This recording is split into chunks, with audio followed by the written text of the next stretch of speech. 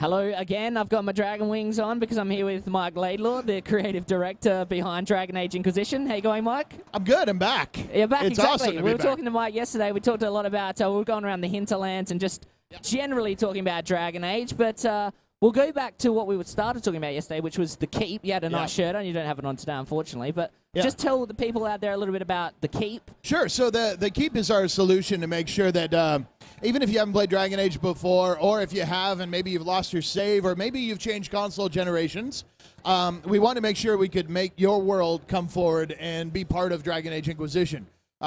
We went through a couple of ideas how we could do that. One of them was DNA sampling and like virtual memories. Yeah. You know, it's kind of basically Abstergo entertainment. It didn't work. So instead we decided a web-based solution works on all platforms, iOS and Android browsers, everything like that, computer, on your PlayStation. And so you can go in, interact with this story summary that walks you through kind of the history of Thetis. So if you don't know anything about the world, boom, it'll take you up to speed. Beautiful. And then you get this lovingly rendered tapestry of all these, colorful panels, and each of them represents a major choice you would have made in the previous games. So you can kind of fine-tune and tweak it, and then share it with your friends and say, hey, this is how my Dragon Age world looks. How's yours? Yeah, excellent. And is that's already available to do? It You is. can do that right now? Yeah, it went into an open beta, but basically it's ready to go a couple days ago, and we've already had lots of people using it. But talking to folks here are like, oh, it's so pretty, and I love it, and we tried to capture a lot of the options and different things you could do, and was Hawk sarcastic, or who did you fall in love with in Origins and stuff like that. And people, I think, are really digging. It's almost like they're remembering those experiences by seeing the images again. Yeah, and of course, well renowned for choice in this game. Is that all? I guess seen in the Dragon Keep. There's all the choices you've made have been seen in the Keep, and then in Inquisition, you'll see parts of those choices reflect forward. So if you've brought stuff in from the Keep, and then it's carried over. Yeah, if Liliana was in love with the Warden, you'll actually get a reference to that when you talk to her. So you get to see these really cool callbacks. You're not going to lose the game or anything if you don't use the Keep, right. But it does add this layer of reactivity that feels really special. That's excellent. Yeah.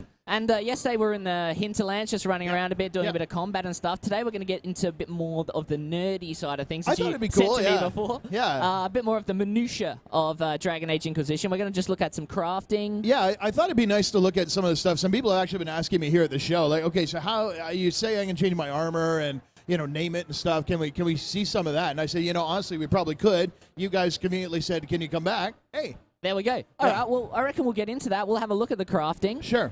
Maybe chuck on the headset. Yeah, absolutely. And then I'll walk us through some stuff here. Beautiful, beautiful. All right, so we've got ourselves in our base. This is part of Skyhold. It's a castle that you acquire. It becomes the headquarters of the Inquisition. Yep. And in here, there's a bunch of stuff you can do. You got all these different stations you can use to set up. So what I'm going to start with is taking a look at alchemy, which is a two-sided system. First off, you can equip potions for your party members. So you have a simple one like regeneration here, the infamous jar of bees. The jar of bees? It's a chaotic control on the battlefield.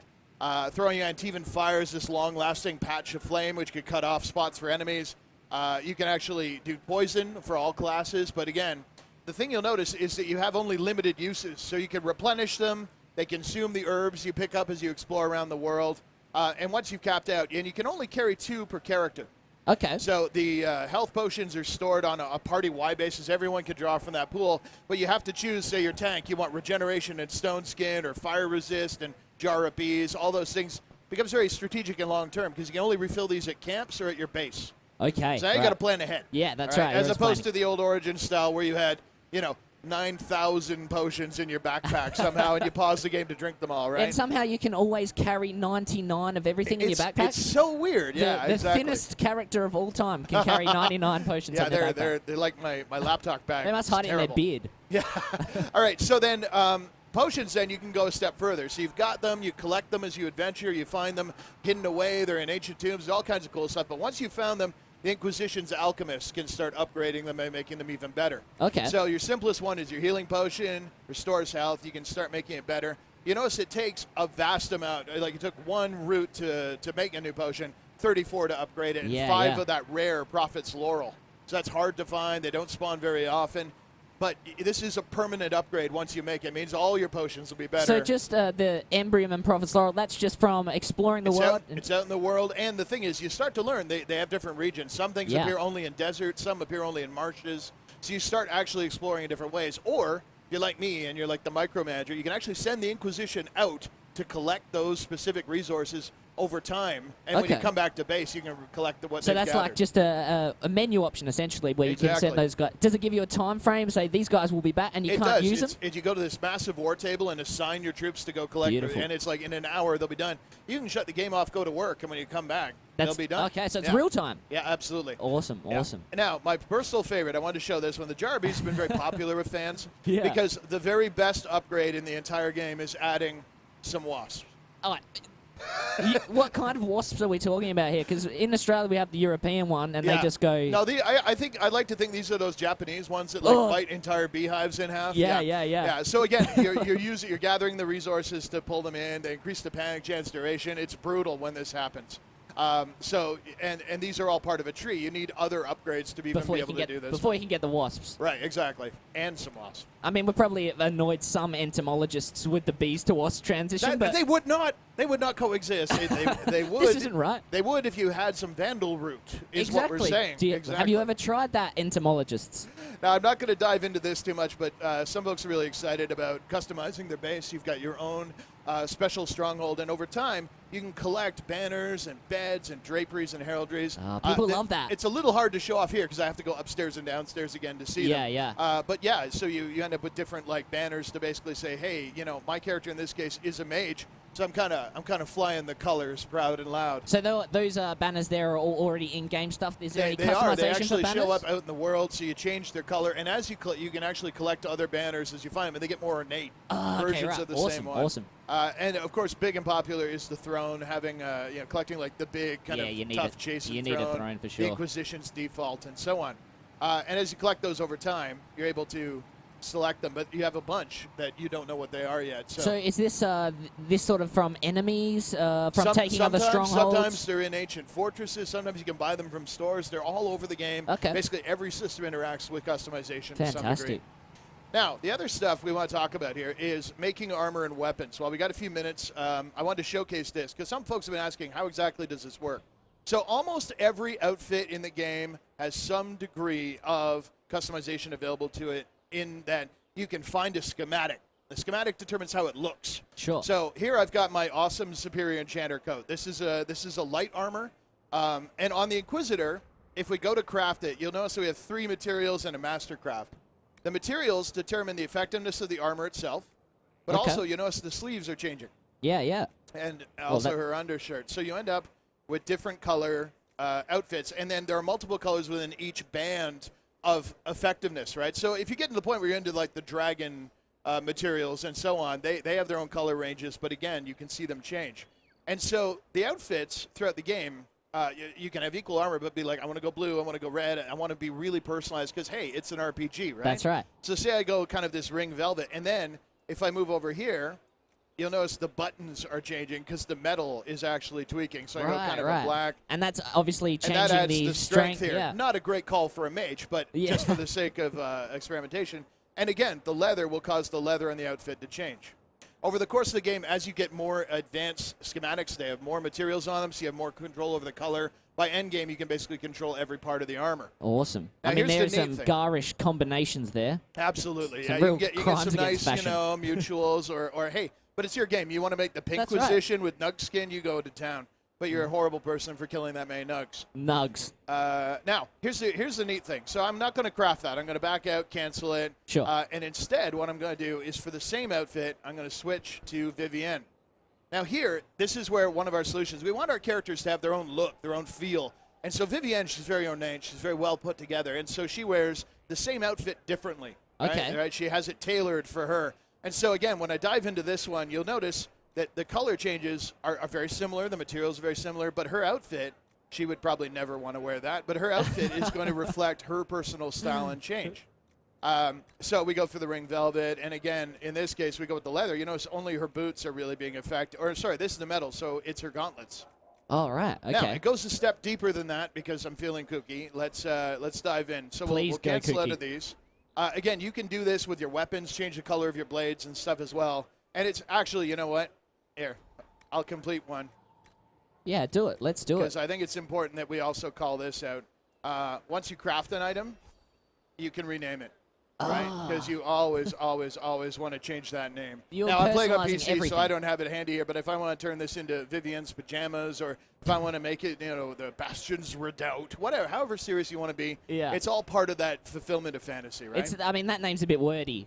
Exactly, yeah. The Ice Walker picks off, it concatenates all the different abilities it has because of cold resistance, right? So you're an Ice Walker. Yeah. It's a starting point, but you can change it from there. Yeah, okay, sure. All right, cool. So you finish that off. I made her some new armor. I can equip it. But here's the other fun bit.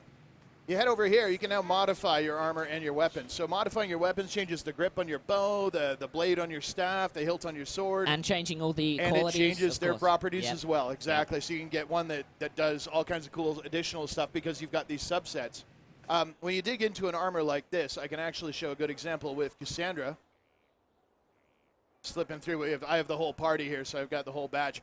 Now, in Cassandra's armor, you notice, again, she has different visual styles, the kind of cool armored trench coat, more of a padded kind of look. These are different armor she can wear. If I take one like this and equip it, you notice it's upgradable and has arms and legs. Okay. Right? So if I dive in on these, I can add some male arms like so. That'll change their appearance. I can do the same thing again with her legs, and it will alter the appearance of her boots like so. Yeah, yeah. So those will pick up the colors of the core armor. So if you've customized it to be mostly blue themed, your legs and arms will pick that up as well. And again, they have their own spirit resistance and strength, so they add their own stats. And these can also be crafted with the materials to get the stats you want on the upgrades. I wanted to go deep. This is like crafting Inception. This is, Inception. Crafting. Yeah, exactly. So you keep crafting and you go further. And then taking it one step further, one thing I know our fans love is being able to manage their whole party. So you have your complete inventory for the whole crew available while you're in Skyhold or in your base. You notice here I've got actually Solus in various armors. Here you can see a really great example of him in what we call a faction armor. You can't add arms and boots to these, but they come with some slightly higher stats. You can craft them and color them. But this is a Grey Warden Battle Mage outfit.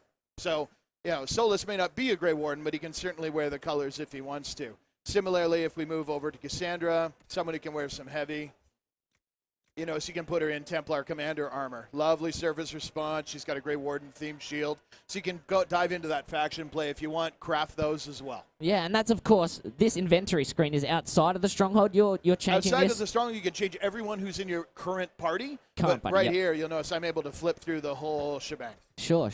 There's the bull. And so on. Varric in a absolutely ridiculous Orlesian hat, like he would, and so on. So yeah, that's kind of what I wanted to dig in on. Got a little deep, a little nerdy, I know, but I'm pretty excited about it. The nice thing is, can we see any weapons? Weapon crafting? Is there a bit of that? Yeah, sure, absolutely. So the different weapons, again, they're equipped by the different style you have. This one's a keeper staff. So your core look of the staff is determined by what you craft, and then if we go into an upgrade, we can dig in. We've actually fixed, there's a weird zooming bug we have. This is an older build because, I've been traveling. Yeah. But if I dive in on this, you can see I've got a banded staff grip and the staff blade. Yes. And then I can pull that off. That's what it would look like by default when I add the blade and add stat in. That's so awesome. Again, it lets you really personalize your style, get the stats you want, and so on. And that enchantment is coming off the fact that it's a core cold damage. Yeah, if I did enchantment, I added flame to a sword, I'd be adding fire damage, and you'd see the fire on it whenever it was drawn. Because you don't want your hip setting on fire. Yeah, that's right. Exactly.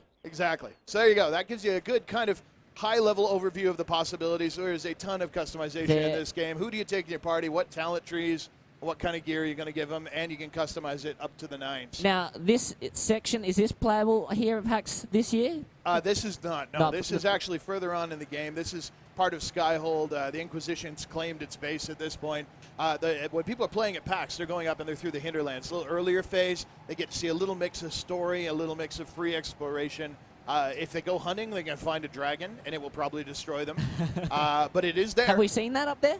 Yeah, some folks have actually found it for sure. Briefly, they've briefly found the dragon. And they also quickly left PAX not long after that, embarrassed. Exactly. So yeah, that's what I wanted to showcase today. I thought it'd be a nice change from the running around. Of course, I'm playing a human female mage inquisitor here. You can play all 4 races, right? Elf, Dwarf, Canary, and Yeah, so the on. new race, new Palabra race. The Canary are all new, absolutely. They've Yeah. been in the game before, but they're the first time we've let you create them and make a mage or warrior out of them.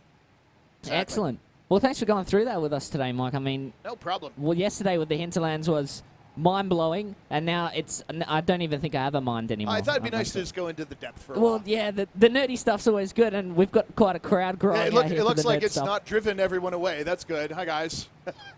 Yeah, hey, guys. This is Mike. Can we get a clap for Mike? Hi. Yeah, Mike. Woo! Yeah. Thanks, guys. Mike's been real good. So this is Mike, creative director of Dragon Age. It's playable up at the EA Lounge here. Hinterlands, crafting, so many things. Please check it out. Mike's been great. Thanks for coming both these days, Mike. I appreciate it. Thanks for having me. Cheers, Appreciate bud. it. Take care.